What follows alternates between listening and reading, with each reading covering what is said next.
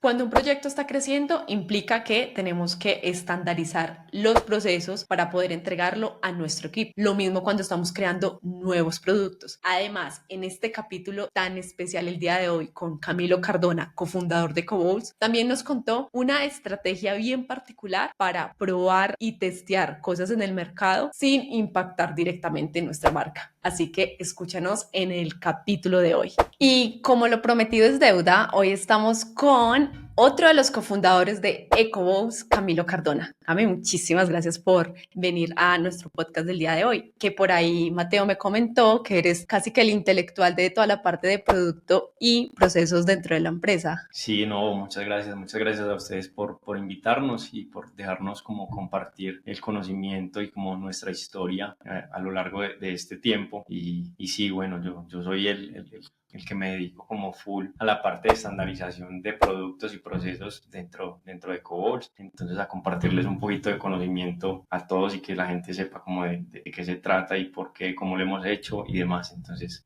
súper contento aquí ya de compartirles a todos. Y antes de entrar como ya en materia como tal, te quiero hacer la misma pregunta con la que iniciamos con Mateo, y es, ¿qué estaba haciendo Camilo hace 10 años aproximadamente antes de dar el paso a emprender con su primo? Sí, bueno, yo estudié ingeniería civil, nada que ver con la cocina ni con el mundo culinario, pero hice una tecnología civil, me gradué y de ahí pues como que justamente en esa etapa donde estábamos empezando todo el tema del emprendimiento junto con Mateo, estábamos buscando empleo y pues llevábamos ya varios meses buscando empleo y pues fue difícil hasta que empezaron a surgir ideas y pues dijimos como que no nos podemos quedar quietos y tenemos que hacer algo, vamos a vender jugo, ¿cierto?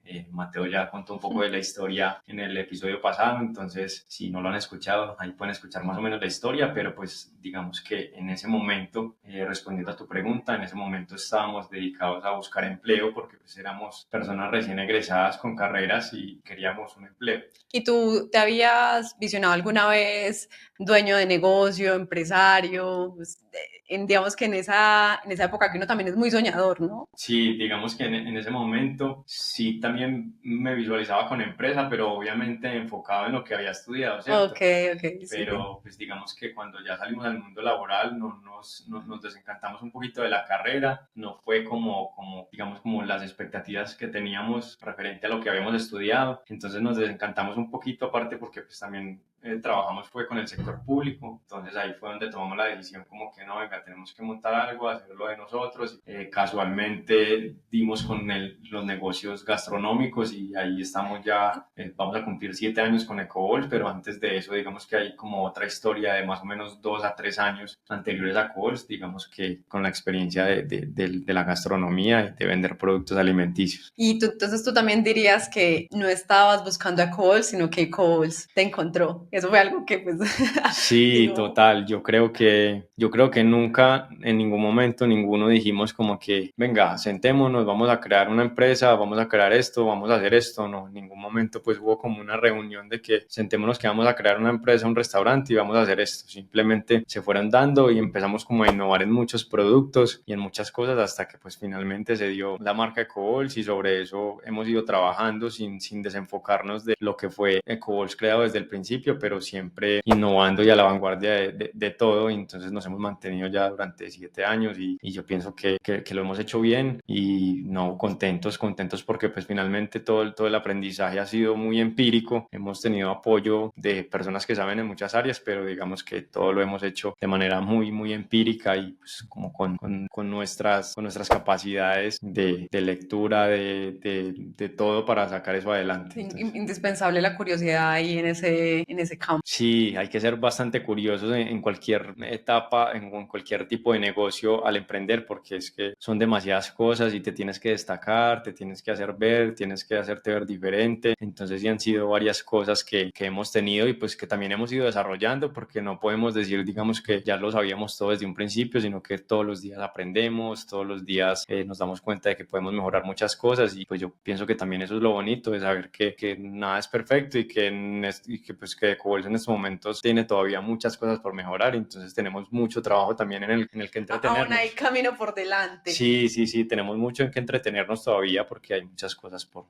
trabajar. Y bueno, ya digamos que pensando un poco más en esto de producto, recuerdo que en el capítulo con Mateo, él me dijo, no, mira, nosotros fuimos súper juiciosos desde el principio con la parte de finanzas, los 100.000 millones, los 100.000 pesos que invertimos al Sí. principio, eso peso que en qué se fue, o sea, súper detallado. Esto también se aplica en esos productos iniciales con los que exploraron. ¿Cómo fue esa parte de la creación de productos al inicio? Porque pues obviamente hoy listo, tenemos ya toda una parte de estandarización, ya obviamente hay todo un conocimiento de 7 años, pero entonces en ese inicio, ¿cómo fue? Cuéntame un poco. Sí, no, la verdad es que nosotros desde el principio siempre dijimos que teníamos que pensar en grande y Mateo siempre me lo decía y me decía, tenemos que actuar como si esta empresa estuviera vendiendo millones de dólares, así estemos vendiendo 3 bananas. Entonces tenemos que tener un inventario, tenemos que tener unas utilidades, tenemos que tener etcétera, etcétera, ¿cierto? Hoy en día, digamos que eso lo tenemos muy parametrizado porque tenemos un sistema POS, porque ya tiene muchas variables y muchas complejidades como que el impuesto al consumo, que el IVA, que la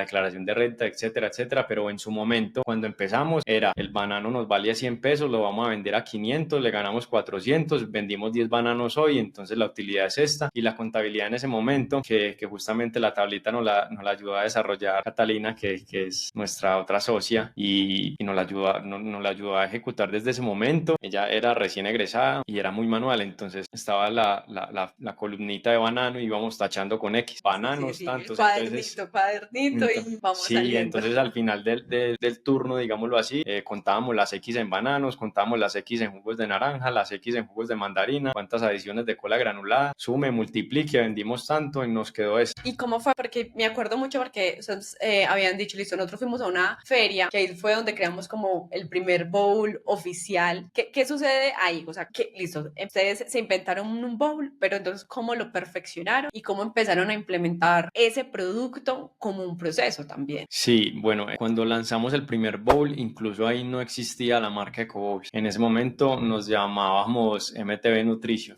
MTV Nutrition es Un como. nombre de proteína.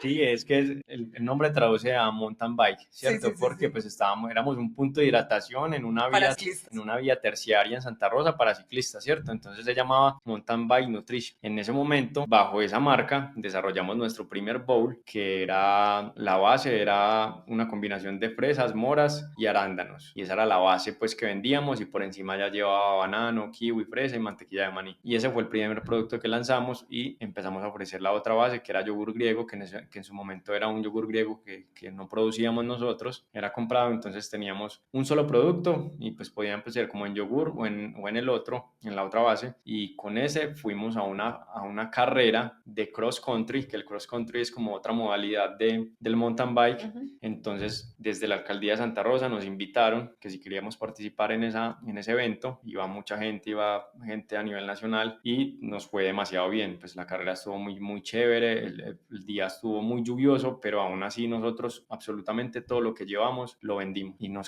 dejamos de vender porque se nos acabaron los productos. Entonces ahí vimos que eso tenía un potencial gigante y yo decía, venga, pero es que esto no puede ser cada 8 días o cada 15 o cada que haya un evento, porque es que cada 8 días o cada 15 no van a haber eventos. Ujú. Entonces no podemos estar ahí como esperando Sí, ya no a iba a una ser un venta ingreso dos. casual. Sí, exacto. Entonces dijimos como que no, esto hay que hacerlo para que todos los días hayan ingresos. Entonces empezamos a ir también a ferias, a ver a otros emprendedores, a ver qué hacían esos emprendedores. Habían charlas de emprendimiento en el Santiago Londoño por parte de Cámara de Comercio. Habían como muchos eventos gratuitos que en su momento no teníamos el dinero, pero evento gratuito que iba a hablar Peranito. Allá estábamos para escuchar qué decía Peranito y a ver qué era lo que podíamos hacer. Entonces ahí como que nos fuimos metiendo hasta que ya después en una feria de esas fue que conocimos al personaje que nos diseñó la marca, que Mateo ya contó un poco la historia, y ya después de que nace Cobolsa y ya salimos como otros 4 o 5 productos, y ya después oficialmente cuando se lanzó la marca dentro de la Feria Pereira, ahí ya terminamos de reventar. O sea, en ese momento nos hacían fila, no nos conocía nadie, yo a duras penas sabía pelar un banano, Mateo no sabía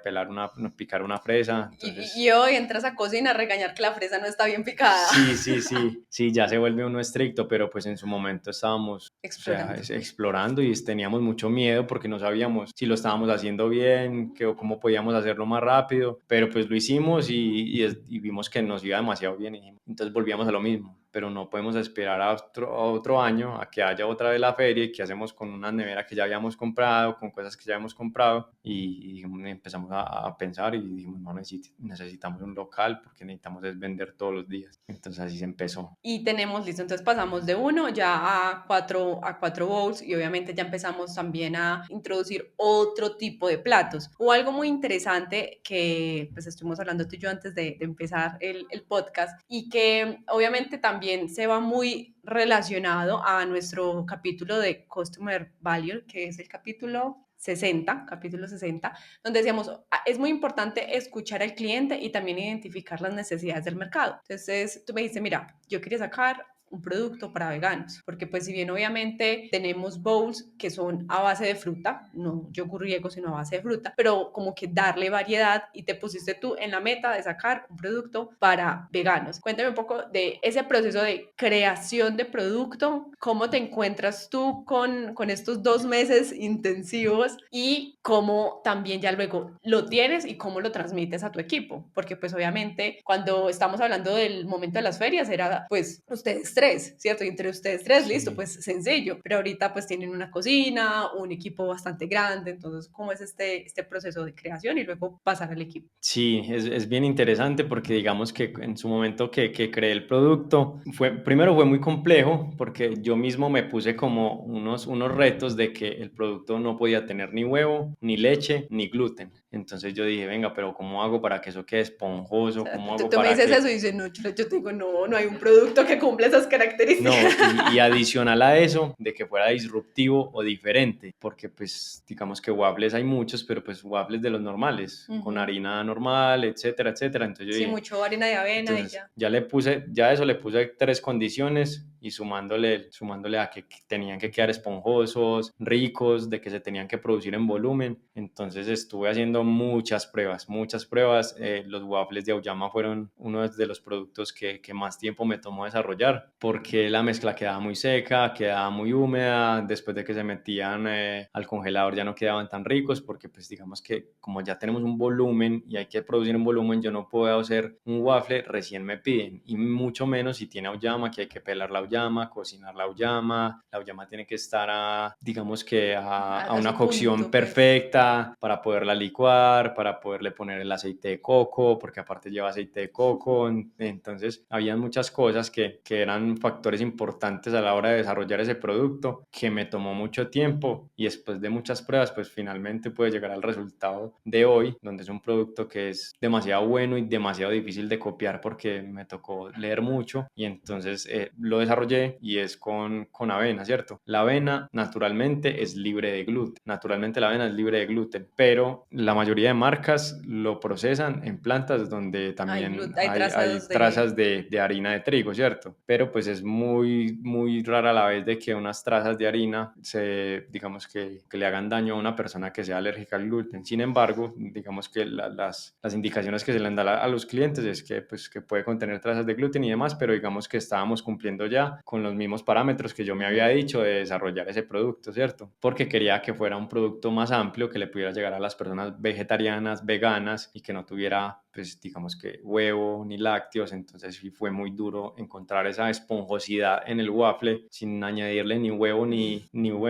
polvos ni nada. Entonces, pero fue muy chévere, y ahorita es uno de los productos que se vende bastante, aparte pues porque también hay que producirlo en masa. Entonces ya son las señoras olladas de auyama cocinando para licuar, para hacer. Entonces es un proceso que se demora mínimo 2 días, porque en un día tú cocinas y y trituras, tienes que almacenar en nevera, porque esa es otra cosa, tienes que almacenar en nevera para que la avena se hidrate muy bien y al otro día que tenga buena consistencia se tienen que hacer los waffles. Entonces ya hacer los waffles al otro día también toma mucho tiempo porque toca montarlos todos de una y ya después entran a congelación y a medida que van saliendo los productos los regeneramos en el horno que tenemos que tiene inyección de vapor, entonces los waffles vuelven a quedar en su estado inicial. Entonces digamos que también los equipos que tenemos en EcoBalls juegan un papel muy importante a la hora de sacar los productos porque son equipos pensados para el boleo y para que los productos sean de muy alta calidad. Aquí hay algo como súper interesante porque es como que si tú te demoras un par de días más, pues ya deja de tener como el valor que se espera o como fue creada la receta. Y pues lo que tú dices, también tenemos unos tiempos, que la uyama quede su punto y demás. ¿Cómo es este proceso de dar las instrucciones al equipo? O cómo es esto,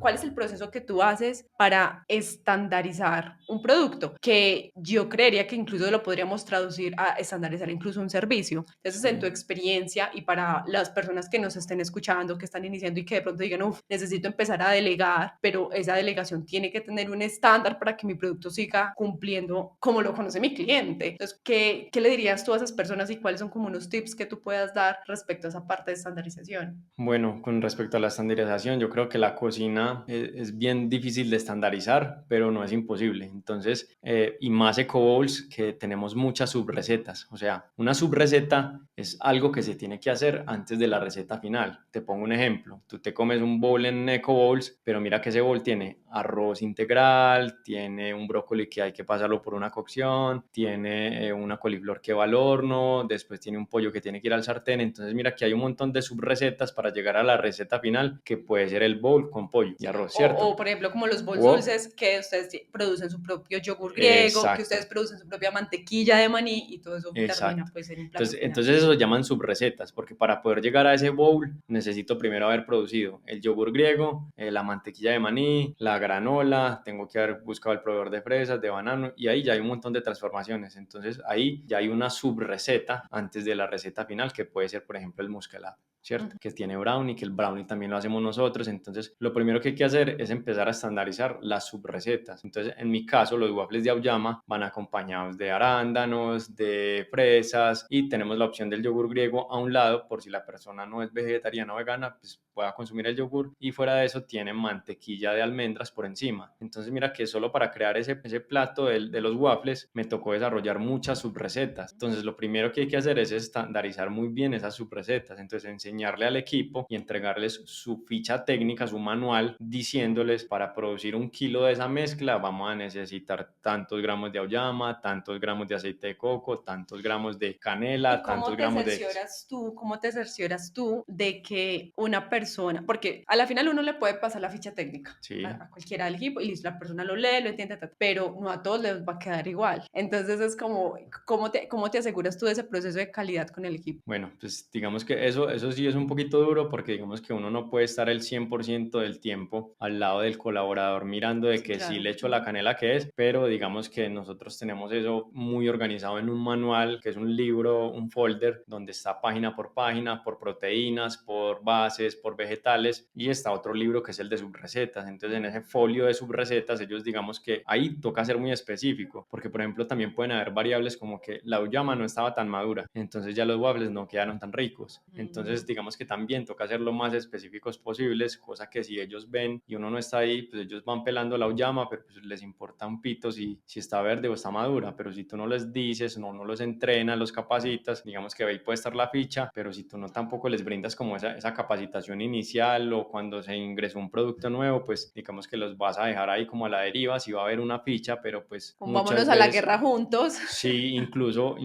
en la cocina cambia mucho si pones un ingrediente primero que el otro. Entonces pasa mucho en pastelería, pasan muchas recetas de Coles, de que tú no puedes poner primero unos ingredientes, por ejemplo, licuar primero o empezar a mezclar la avena con los líquidos y después te embalas para mezclar la llama. Entonces todo es un proceso, entonces toca dejarlo primero muy bien estandarizado y al menos las 2, 3 primeras veces acompañarlos y Ok. decirle esto se hace así, esto se hace así, se apoyan de esto. Entonces cuando ellos ya tienen el proceso en la mente, pues no se van a aprender las cantidades porque es que son Sí, cientos de claro. recetas que hay Ujú. allá, ni siquiera yo me las sé sé, y yo las creé todas, pues, pero yo no me las sé, pues yo, vea, hay que montar emulsión de ajo, y yo, pero ¿cuánto lleva eso de ajo? Y si usted no la creo, pues, y yo, sí, pero yo qué me voy a acordar, sí, ¿Dónde está el pues, manual? Ah, pues pásenme mi páseme el manual. manual, entonces a mí me toca, en estos días estuve en la cocina y me tocó montar un mousse de garbanzo, y pues, sé cómo se hace, yo sé que hay que cocinar el garbanzo, hay que escurrirlo, Pero la etcétera, cantidad, pero la pues, cantidad yo la creé, pero yo no me acordaba. Yo que acudir otra vez al manual, sé cómo se hace, sé cuál es,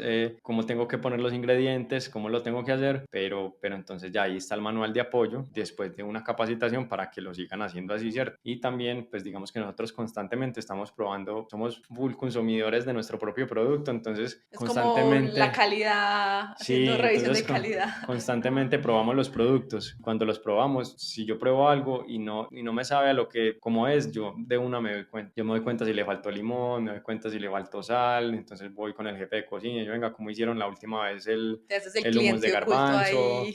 garbanzo? No, pasó esto. Entonces ahí empezamos a hacer retroalimentación porque pues digamos que sí pueden haber como cosas que pasen en cocina, pero digamos que tratamos de tenerlo todo lo más organizado y estandarizado posible para mitigar precisamente esos errores y que la calidad de los productos no empiece a variar. Te hago una pregunta, pues obviamente te quiero como ver si encuentro un ejemplo desde la parte como de creación de servicios y productos digitales también, y es cuando tú empezaste a crear estos manuales, pues supongo, porque yo no estoy en cocina, no sé nada de cocina, pero es como que es algo que se pudo estandarizar muy sencillo, o es algo que tocó ir mejorando porque te diste cuenta que la forma en la que se había dispuesto la información no era clara y las personas cometían muchos errores, o estos manuales fue algo que pues desde el inicio quedaron bien y no hubo mucho que mejorar. No, sí, sí, sí hay que hacer bastantes cambios porque aparte, digamos que los volúmenes de venta cuando aumentan cambian la forma de hacer las cosas. Explícame un poco más eso. Entonces, por ejemplo, no es lo mismo, por ejemplo, hacer 2 panes a hacer 6 o 7 panes de una vez, Ok, ¿cierto?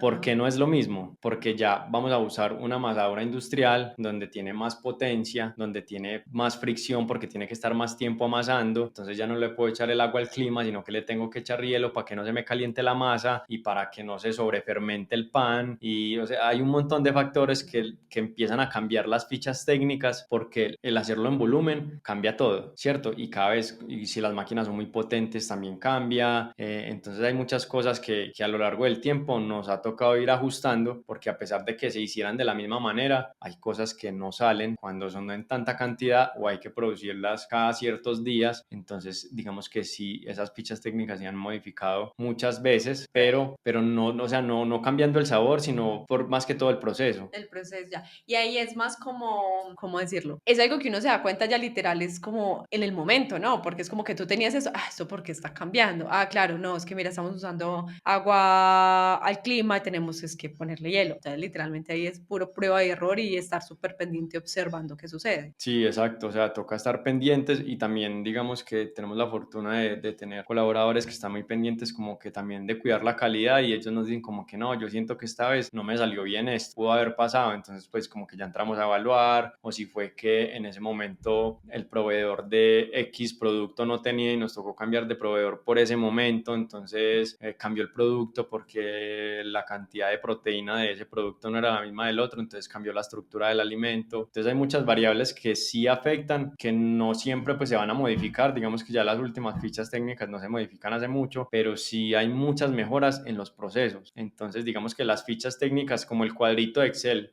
arroz tanto, sal tanto, eso no se modifica mucho, pero la manera de hacerlo sí se modifica mucho, porque entonces ya no puedes usar la ollita arrocera de tu casa, sino que ya la podemos hacer al horno porque el horno tiene vapor, las papas van al horno con vapor y después se les quita el vapor y después tienen que almacenarse en el frío para volver a calentar y que le queden crujientes al cliente cuando lo piden y que las papas no se demoren media hora. Entonces hay un montón de procesos que es lo que yo te digo, que cuando me piden unas papas no las puedo hacer de ceros porque me la va a demorar al cliente 40 minutos para entregarle unas papas. Entonces tenemos que empezar a llegar a unos límites máximos del producto que esté casi hecho a un 90% y ayudándonos de equipos para poder llegar a esa estandarización y que el producto sea lo más fresco con la mayor calidad posible y lo más rápido. Algo que yo noto aquí y es como que voy a coger todo lo que tú dijiste como que en unos puntos clave. Entonces, lo primero es una comunicación clara, o sea, entiende tú qué es lo que quieres estandarizar. Entonces, en este caso estamos con la parte de recetas, listo, empezamos con una ficha técnica, ingredientes, bien. Ahora vamos vamos a montar es cómo hacemos esto, que ya es este proceso como tal. Entonces, indispensable, observación absoluta, porque cualquier cosa que cambiemos o cualquier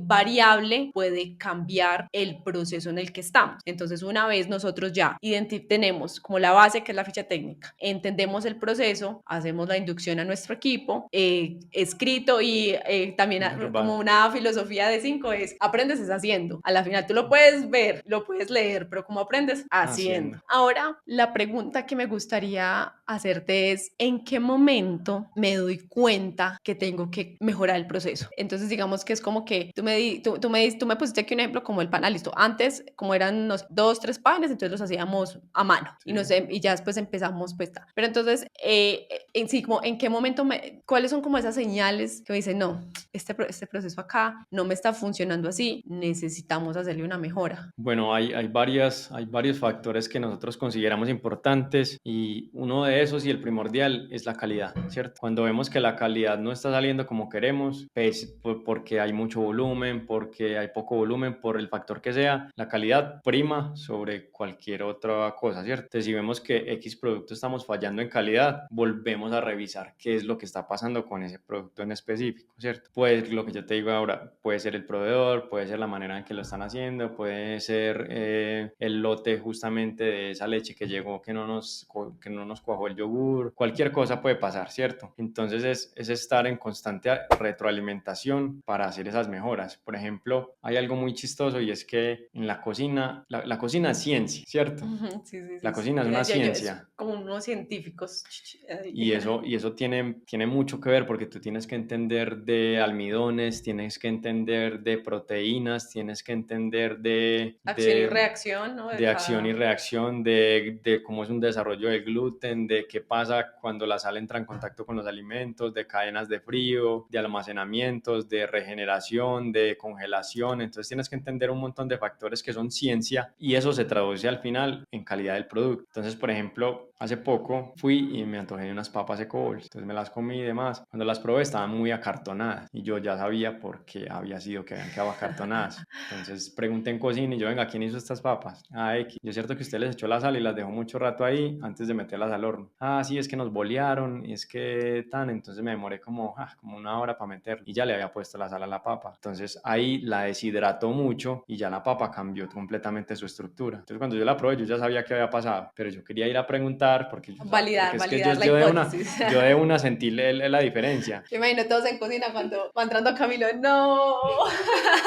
Entonces, sí, en cocina, como te digo, una ciencia tan compleja que tantos factores influyen que el colaborador no lo quiso hacer de mala fe, incluso él ni puede entender eso y me toca explicárselo porque no, venga, es que la sal deshidrata los alimentos, entonces porfa, cuando usted esté seguro y tenga precalentado el horno, ahí sí mete las papas. Si usted ve que no va a alcanzar, no, lo mismo con la berenjena, venga, no me vaya a picar la berenjena si usted sabe que no puede meter la berenjena al horno de una, porque si me la deja ahí mucho rato se me oxida y ya sabe amarga. Entonces hay muchos factores en cocina que también toca explicarlos porque pues finalmente es lógico, entre comillas, pero la mayoría de gente no sabe qué es lo que pasa en la estructura del alimento y por qué quedó así. Ah, estas papas hoy no me quedaron tan buenas, pero no evalúan o no son conscientes de qué fue lo que hicieron diferente a pesar de que le pusieron la misma cantidad de sal, la misma cantidad de pimienta, la misma cantidad de todo. ¿Sí ves? Entonces siguieron la receta tal cual, pero le dejaron la sal mucho tiempo Ay, y sí, ya cambio se tiraron la todo. receta. Entonces es una ciencia bien compleja y es de constante retroalimentación y yo creo que los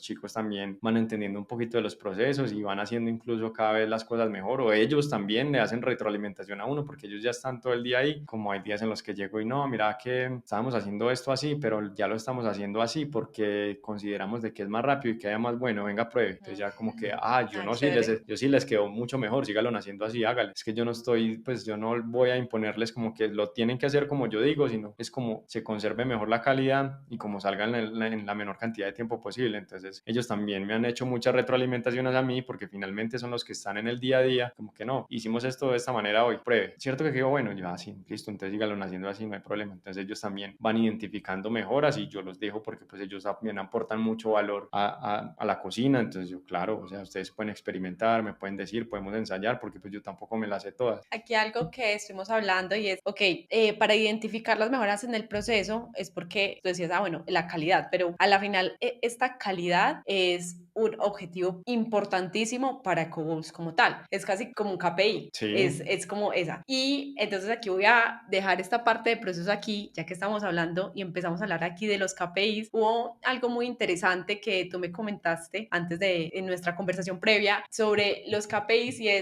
tú me decías, listo, nosotros tenemos una reunión estratégica y aparte de esa reunión estratégica nos definimos pues unos objetivos, que pues el KPI es Key Performance Key Performance Indicator. Indicator. Entonces, bueno, que es un indicador de cómo nos estamos comportando en X o Y. Para EcoVols, ¿cuáles son esos KPIs importantes que buscan cada vez? Pues es algo que se ha mantenido en el tiempo, que nos puedes compartir por ese lado. Sí, bueno, hay algo bien interesante y es porque nosotros queremos inculcar tanto la marca en todos los procesos que tenemos KPIs que tienen nombre propio y que son KPIs que no son medibles en otra empresa o tal vez sí, pero pues tienen como que modificar su nombre. Entonces digamos que uno de esos KPIs importantes para nosotros es uno que bautizamos utilidad bruta por experiencia saludable vendida. A ver, En- explícanos entonces... cómo miden ese Entonces, indicador. entonces, porque pues todo el mundo se da la tarea de, junto con el contador o la persona que le lleve, digamos, como los números de verificar cuánta plata dio la empresa. Pero digamos que en los inicios de las compañías, los primeros años incluso pueden estar en rojos, pueden estar en menos X cantidad de dinero. Entonces, si uno se fija únicamente en esos indicadores, que son los macros, como los generales en todo lado, que es utilidad neta, utilidad bruta, utilidad operacional, digamos que eso nos da números chéveres, pero de pronto no son tan reales para la hora de tomar decisiones y saber si estamos mejorando desde adentro o no. Entonces, digamos que ese KPI lo que mide es como la utilidad antes de impuestos, antes de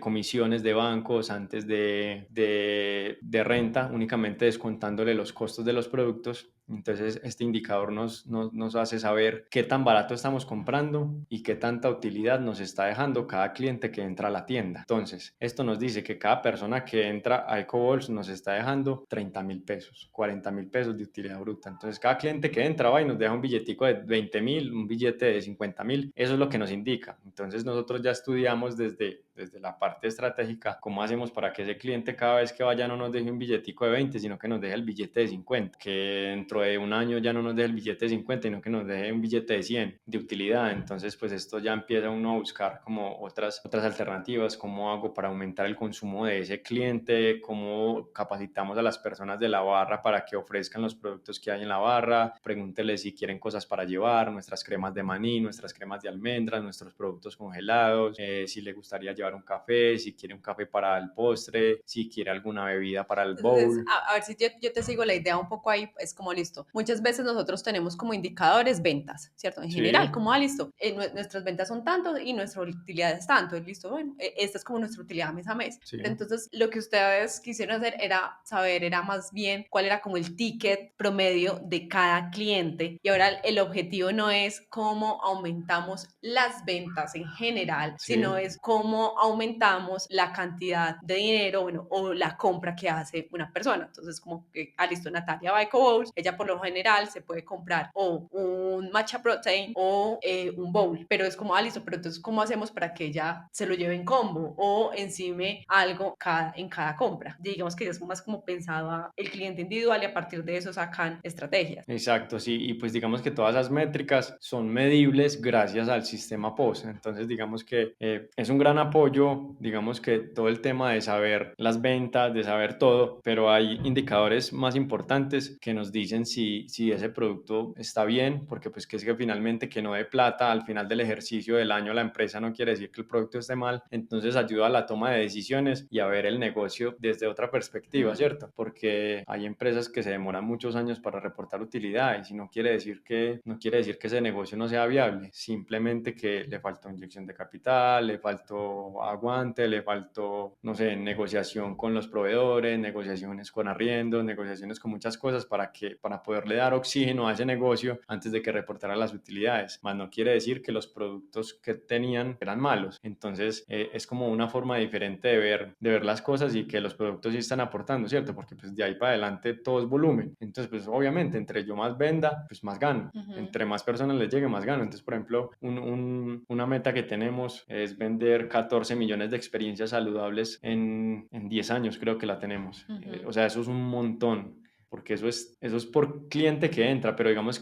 pero que ese cliente se puede llevar una cuenta muy grande. Entonces son como 14 millones de visitas que nos tienen que hacer durante 10 años, pero nosotros lo llamamos, tienen que hacer 14 millones de experiencias vendidas 10 años. Entonces, gracias a esos KPIs y todo eso, también hemos tomado decisiones y hemos visto el negocio desde otra perspectiva y no solo desde los números, sino como que, este me dio 2.000, no, pero dio 2.000 y qué, pero el producto está bien, estamos comprando bien, el proveedor es bueno, la calidad es buena, ese precio, pero entonces miremos si el producto está siendo viable, si el negocio es viable, olvidándonos por un momento de las utilidades que obviamente pues es lo que esperamos todos, pero entonces es ver el negocio desde otra perspectiva y con unos KPIs propios y no con los que nos generalizan como todas las empresas. Sí, Que como usted, toda la si teoría. usted simplemente tiene que estar pendiente del EBITDA, si el EBITDA es negativo, ya, Ujú. pues sí me entienden, ¿no? O Ujú. sea, hay más indicadores y hay más cosas que evaluar antes de evaluar EBITDA, antes de evaluar utilidad neta, antes de evaluar absolutamente todos esos números, ¿cierto? Entonces esa es como la tarea que nos hemos tomado y de que sea muy amena para la empresa, como de tener esas metas claras y, venga, entonces, ¿cómo vamos con las experiencias vendidas? Bien, vamos en tantas. Cuando ustedes deciden hacer sus propios productos, lo que estábamos hablando ahorita, ¿no? El propio yogur, la propia mantequilla maní, el propio cereal, bueno, y todo eso, surge de pronto a esto que me dices de cómo ver el negocio desde otras perspectivas o surge más de cómo podemos potenciar la utilidad. Yo creo que ambas. Lo que pasa es que también han sido como ayudas de otros libros que nos han mostrado como que debemos ver las empresas desde otra perspectiva para no sesgarnos y en decir simplemente si este año esto no dio plata, esto ya no funcionó. Entonces son apoyos que uno tiene también pues como lectoras y pues también se van dando como con el tiempo, como que venga, pero pues es que a uno nadie le dice como hágale que lo está haciendo bien, siga, Ujú, hágale que yo lo ujú. apoyo, pero pues sí, o sea, hay que evaluar muchos temas, pero hay que ser conscientes y hay que también transmitirle eso al equipo y entender los objetivos del equipo para ver dónde vamos, en qué nos vamos a enfocar, qué es lo que vamos a hacer, porque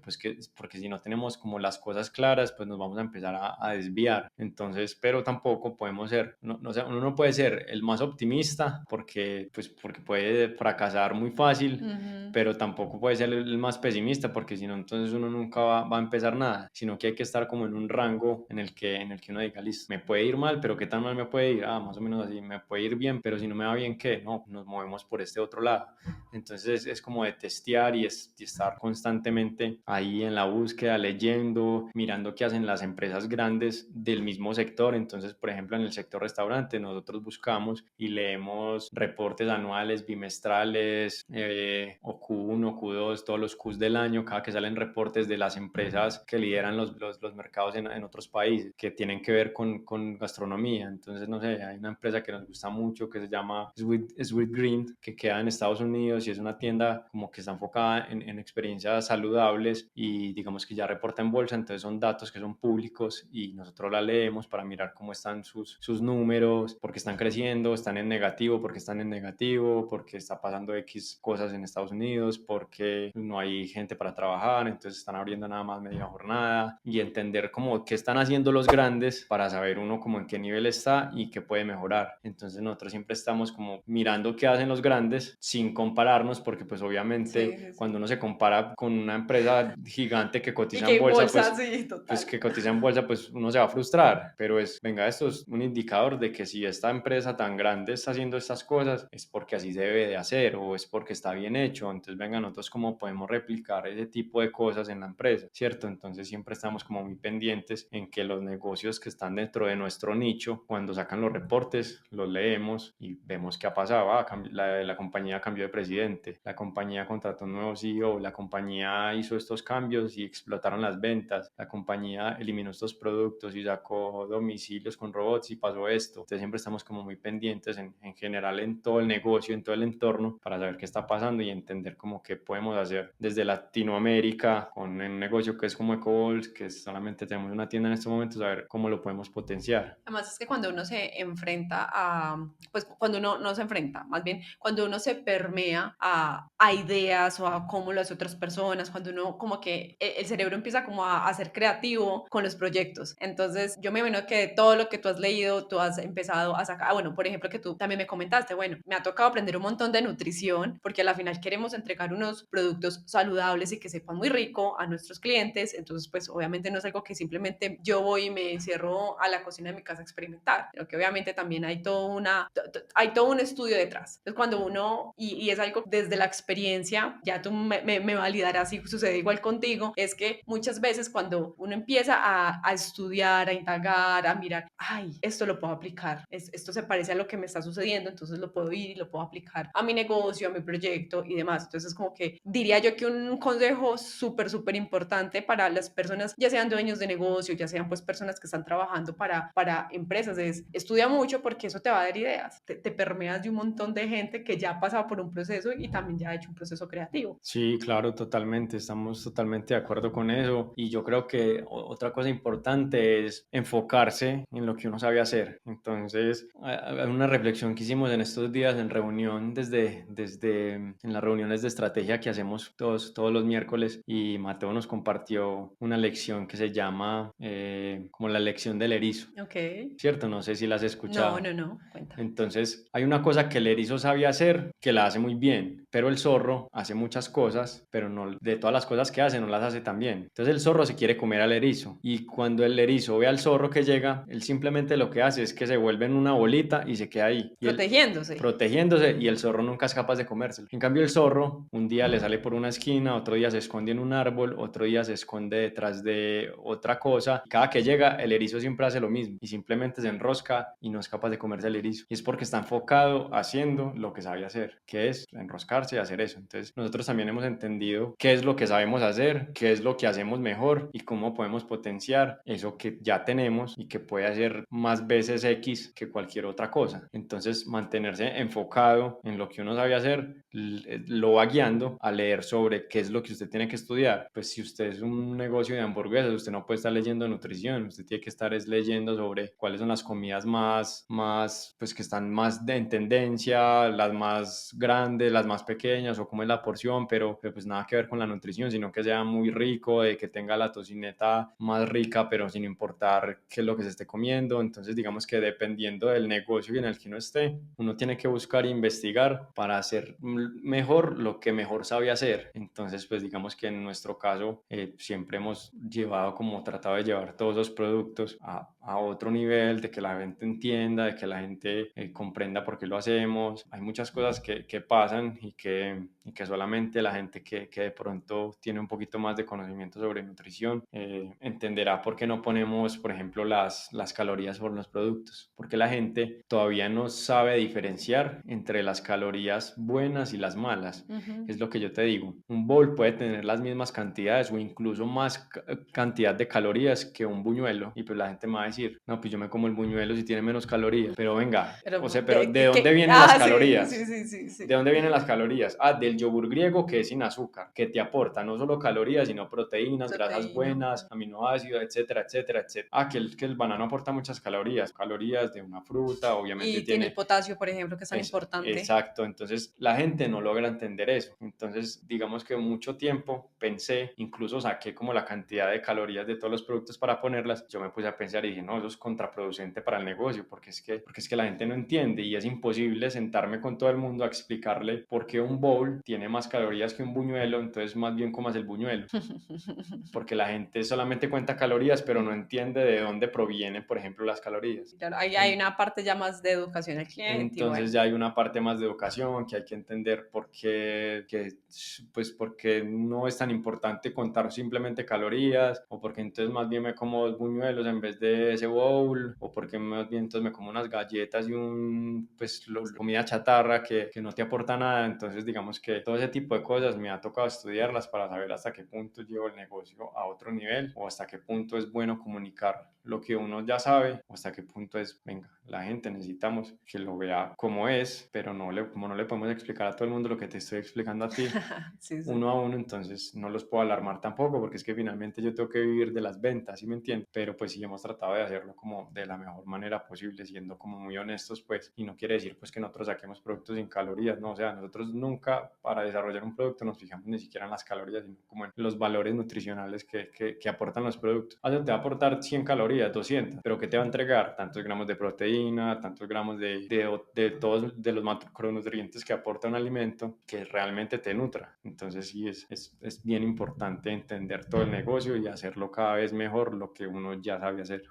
Dentro de toda esta parte de la creación de productos, pues tú nos has venido contando que empezamos con la parte de los bowls dulces y cuando deciden ustedes decir, ok, vamos a probar los bowls salados, es cuando hacen como este test, por decirlo de cierta manera, con la cocina oculta.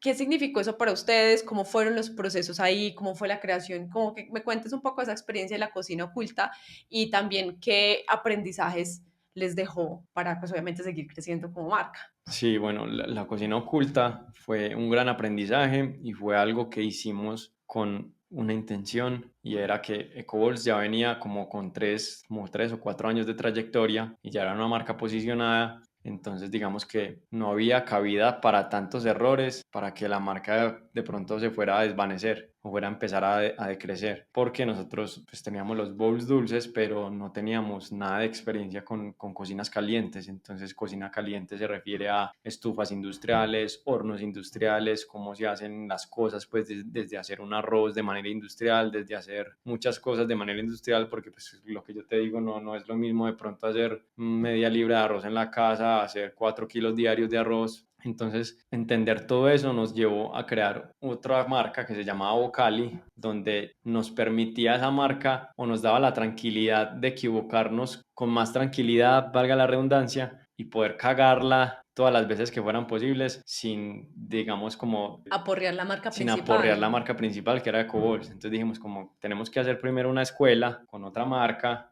cosa que pase lo que pase, pues esa marca ya si algo la cogemos y la botamos, lo que sea, pero tenemos que aprender a operar una cocina caliente, tenemos que aprender a hacer las cosas bien y que cuando ya se implementen EcoBols estemos listos para la guerra porque ya es más voleo. O sea, metemos esto a EcoBols y ya es un boom, entonces ya cómo vamos a responder para esta cantidad de pedidos. Entonces ahí fue donde se creó Vocali, que era una cocina oculta en el centro y la dotamos muy bien de equipos, ahí fue donde compramos el horno combinado, neveras y ensaladeras, o sea, completamente full ¿Y para esa ustedes cómo operación, recolectaban la retroalimentación de los usuarios? Como era oculta, pues bueno, que la vendían por Rappi, por Rappi y y, pero, domicilios y y página web. cómo, cómo hacían para ustedes saber si les estaba gustando a la gente o no. Porque bueno, una cosa son los amigos, pues obviamente listo, pero muchas veces la mayoría de los amigos, hay unos que sí le dicen a uno las cosas como son, pero hay otros que pues, ay, sí, sí, sí, está muy rico. Pero ya es el usuario de verdad, como ese cliente es el que te va a dar la palabra final. Entonces, Sí, ¿cómo fue esa experiencia bueno, ahí? una de esas respuestas yo creo que las dan las ventas, ¿cierto? Porque pues por más gente que uno conozca, uno sabe que más de 1 millón no puede venderle a la familia y a los amigos, ¿cierto? Sí, Uno sí, o sí. 2 millones. Pero si tú ya ves las ventas, o sea, en un buen nivel, tú dices, o sea, toda esta gente no puede ser amiga mía, pues, o sea, toda esta gente no me conoce, y menos una marca que nunca ha tenido un punto físico y la gente pide, hay recompra, porque aparte eso es una de las cosas que también nos gusta de vender en línea y que hay muy, muy buen rastreo, entonces sabemos cuándo hay recompra, cuántas veces compra, en dónde vive, entonces esas métricas nos fueron diciendo de que, venga, si alguien compraba 3, 4 veces al mes es porque le gusta mucho el producto, pues, porque yo por más que me guste una marca, si yo a un lugar voy una vez al mes es mucho, porque yo soy, o sea, a mí me gusta mucho todo, pero yo no soy amante así a una marca que yo vaya 2 veces a la semana, no, o sea, no Ujú, tengo, ujú. entonces eran muchos datos que nos empezaban a dar, venga, esto le está gustando a la gente, que Venta y para que recompra. y Yo creo que está sobre todo recompra, ¿no? Susana X, "Ah, usted la conoce, no, yo tampoco, ah, no, entonces tiene que ser un cliente real porque es que yo no la conozco, usted la no, usted tampoco, ah, no, entonces son clientes reales". Entonces nos dimos cuenta, venga, esto funciona, donde metamos esto a Cobol se explota, pero teníamos que entender y saber cómo nos teníamos que parar en la cocina, qué era lo que tenía que estar listo antes del servicio, cómo se iba a empacar, cómo se iba a llevar los empaques, la salsa aparte, adentro, con cubiertos, sin cubiertos, la bolsa, el sándwich en que empaque, las bebidas en que empaque. Entonces es un montón de factores que hay que tener en cuenta, que pues finalmente el consumidor le llega a su domicilio y se lo come, pero él no sabe todo lo que hay detrás. Pero pues eso nos costó como año y medio de operar esa cocina, que le fue muy bien hasta que dijimos, venga, ya es momento de unirla, ya tenemos la experiencia, ya sabemos cuántos peludos necesitamos para la cocina, entonces listo, meta 3 peludos para esta zona, 3 peludos para la otra, entonces ya, bueno, ahora sí vamos a operar. Entonces fue como esa escuela que tuvimos con esa cocina oculta antes de llegar a embarrarla con Ecobols muy duro, porque sabíamos que Ecobols le iba a ir mucho mejor, entonces no podíamos ir a inventar Y ahí y a obviamente quedar también mal con los clientes. yo creo que también, no sé si psicológicamente haya, digamos que un respaldo real a lo que estoy diciendo, pero también como que le permitía a uno jugar más, porque tú te sentías en la libertad de que no estabas como que, Con uff, esa voy presión. a arriesgar eso, no tenías esa presión, entonces decía, bueno, voy a tirar este bola así que tal, pero como que Sí, podías es dejarte uno más fluir. arriesgado, entonces como que fluyen también mejor las ideas porque no hay como esa presión ahí de como que no, es que no hay lugar a error, no hay cabida de error porque nos va a costar mucho. Entonces sí, como que esa libertad de que nos podíamos equivocar y eso, pues nos llevó a hacer las cosas bien y saber qué iba a funcionar o que no funcionó y se quitó y ya. Entonces cuando entramos con lo que era, pues ya era lo que estaba texteado, era lo que estaba testeado, entonces ya Súper buena se fue esa así. estrategia de hacer una submarca para testear Sí, mercado. sí, estuvo muy, muy buena esa experiencia. Listo, Mateo, para ir ya cerrando nuestro capítulo y que estabas aquí hablando sobre el producto y la creación de producto, ¿qué consejo le darías a las personas que están creando productos en este momento? Bueno, ¿qué consejo les daría? Que sean muy creativos y muy disruptivos a la hora de crear un producto, ¿cierto? Pero entendiendo y teniendo claro cuál es su enfoque. Por ejemplo, si usted tiene una repostería y lo que más vende son tortas, pues saque una torta que sea demasiado disruptiva, que tenga ingredientes demasiado diferentes, demasiado raros, que lo saque del común, que digan, fue pucha, yo quiero esa torta porque tiene X, Ujú. pero que las sepan hacer tan bien y que sea el know-how de la marca tan fuerte que la gente la quiera comprar, sabiendo aún que hay 200.000 reposterías más que de pronto pueden saberlo hacer también bien. Entonces es enfocar todas las energías en lo que uno ya sabe hacer y hacer eso lo mejor y Enroscarse cada diferente, vez más, enroscarse cada vez más. enroscarse mejor cada vez más. Sí, totalmente, totalmente. Yo pienso que esa es la clave. Hay gente que se desenfoca, entonces ahí es donde se van desviando de todo y muchas veces de pronto vuelven y encuentran el origen y vuelven a él, pero muchas veces se desvían y el negocio se va desvaneciendo y finalmente no entendieron qué fue lo que pasó. Y para las personas que están en este momento súper retador de hacer estandarización de procesos o que están creciendo un equipo, ¿cuál es el consejo que tú le darías? O algo que a ti te hubiera gustado saber hace unos añitos atrás cuando empezaste con este reto de estandarización y entregar la información al equipo. A mí me hubiera gustado que me hubieran dicho que eso era tan duro para no, para no, para no haber entrado.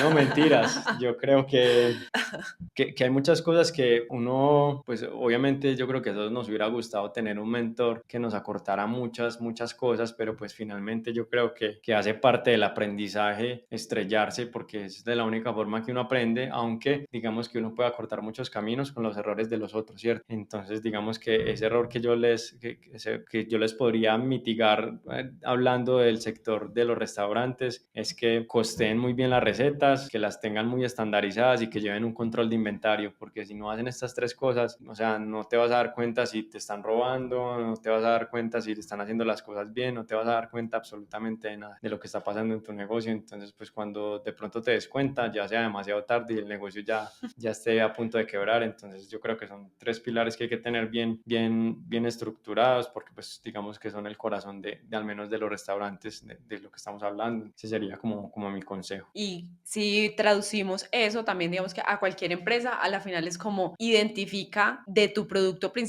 o servicio principal, cuáles son los costos esenciales. Entonces, un ejemplo, productos digitales, y que son muchos costos que la gente obvia, que es la parte como de la parte de servidores, que el hosting y cuánto me está costando cada vez que tengo muchos datos y demás. Entonces, como que cuáles son como esos gastos fundamentales de mi producto o servicio que me van a permitir hacer una mejor estandarización. Bueno, muchísimas gracias por acompañarnos el día de hoy. No, muchas gracias a ustedes. Muy, muy, muy chévere el espacio. Nos vemos en un próximo capítulo de A5X, un podcast donde hablamos de crecimiento y liderazgo.